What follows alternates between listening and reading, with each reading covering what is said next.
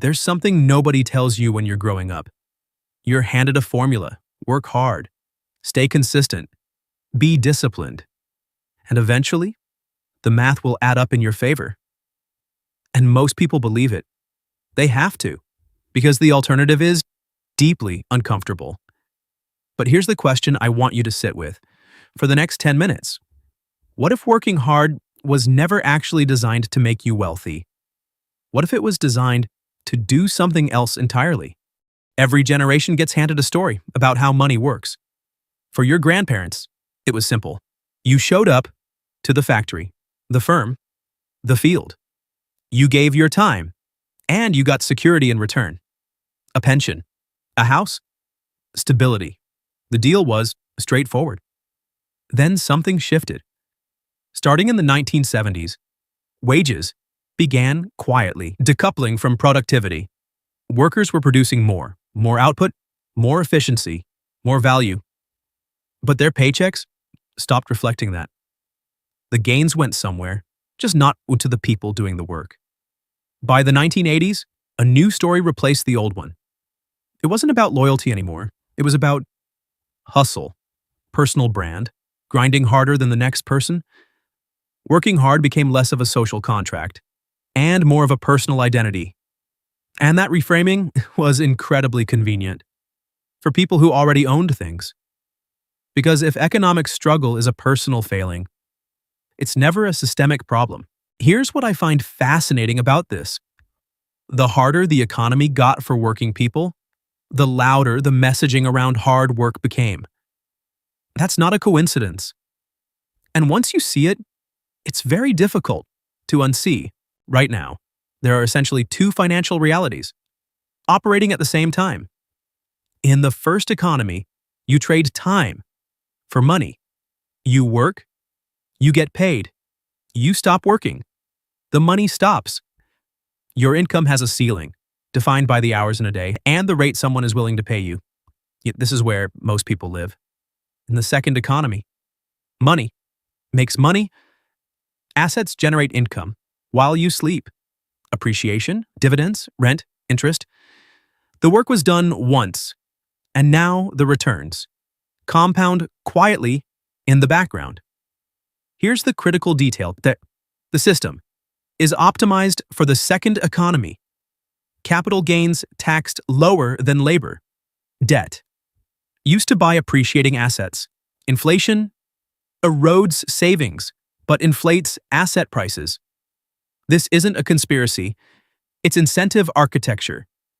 The system was built by people who own things, for people who own things. And when you're in economy one, working harder mostly just means trading more time. The ceiling doesn't move. Now here's where it gets uncomfortable. I'm not saying hard work is worthless. I'm saying hard work pointed in the wrong direction, inside a system that isn't built for you, will exhaust you without compounding. And most people never stop to ask which direction they're pointed. There's a concept in behavioral economics called the effort heuristic. It's the tendency to equate effort with value. If something was hard, it must have been worth it. We feel this deeply. The all-nighter, the 60-hour workweek, the sacrifice. It feels meaningful, and because effort is something we control when outcomes aren't. But markets don't pay for effort. They pay for leverage, scarcity, and positioning. A surgeon and a creator might both work 12-hour days, but one piece of content created years ago can still generate income tonight, while the other stops earning the moment they stop working. Same effort, completely different architecture.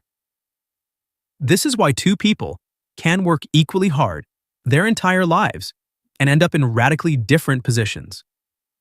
It's not about character, it's not about discipline. It's about what compounds and what doesn't. And nobody teaches this because a workforce that understands leverage is much harder to control than one that believes in the virtue of clocking in. The people who move from the first economy into the second don't do it by working harder. They do it by changing what their work produces. Every hour you work is doing one of two things. It's either building something that exists only while you're doing it, or building something that exists after you stop. Most work is the first. Very little is the second. Writing, building, investing, creating systems, acquiring assets. These are things where the output outlives the effort. This doesn't mean quitting your job. It doesn't mean taking reckless risks. It means being honest about the ratio. If 100% of your energy goes into work that resets every week, the math, it becomes a treadmill. The shift isn't about working less. It's about working in a way that accumulates slowly, imperfectly, but in the right direction. And this is where hustle culture becomes dangerous. Because it tells you the answer is more hours, more grind, more sacrifice. But more of something that doesn't compound is just exhaustion. I want to be direct about something. None of this is easy to hear. If you've spent years believing that effort was the main variable, it's not. The system rewards ownership more than labor. And that's not something you can opt out of overnight. But there's a difference between understanding the terrain and being defeated by it. When you understand this, you stop blaming yourself for running in place. You start asking better questions. Where is my time going? What am I actually building? Does this compound or reset? That clarity doesn't fix everything, but it changes your decisions. And over years, those decisions are everything. The most sophisticated people aren't the loud ones. They're the quiet ones. They understand the architecture, and they work on things that accumulate. That's not a secret. It's just not the story that gets told. If something in this video clicked for you, even slightly, I'd encourage you to go deeper.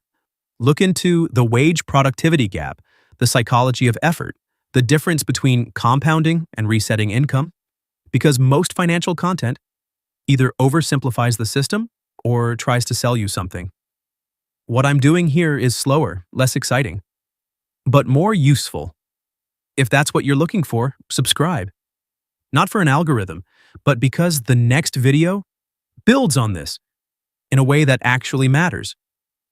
And if there's something specific you want to understand better, leave a comment. I read them, and they shape what comes next.